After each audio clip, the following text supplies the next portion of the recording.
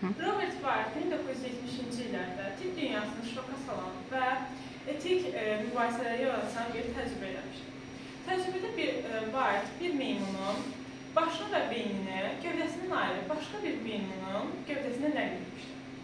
Nəticədə meymun oyananda dad anlaya bilir, eşidə bilir və görə bilirdi. Və bu şəkildə 9 gün sağ qala bilmişdir. Qəribə aləmdir zəmanəmizdə. İdrac təbiətlə yarışa girmiş. Böyrək də, ürək də, qulaq da, göz də bədəndən bədənə köçürülərmiş. Bir maşın sahibi gərək olanda sınan hissələri alır dükandan. Deyirəm, insanın əzaları da aptekdə satıldığı bəlkə bir zaman. Azmıdır insanın nə qədər çəri, bu da bəşər üçün təzə təhlükə. Hazır fikirləri, düşüncələri başlara doldurub satdılar bəlkə.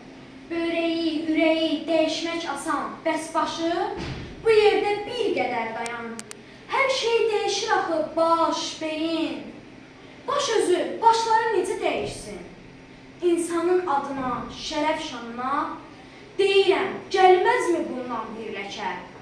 Bir nadan güvənib öz imkanına, dahinin başına göz dikdi bəlkə.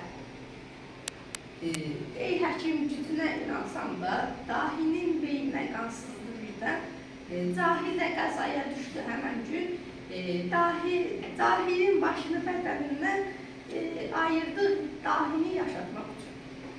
Nə deyək, kim öldü? Dahi ya cahil? Hansına yas tutsun qohum, qardaş? Dirilən kim oldu? Bu ki sir deyil, dahinin bədəni, cahilin başı.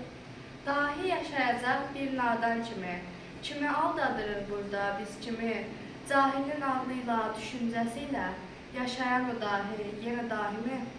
Hanı əvvəlki əqidə, məslək, əcəl fikri yoxsa özü sağ mıdır?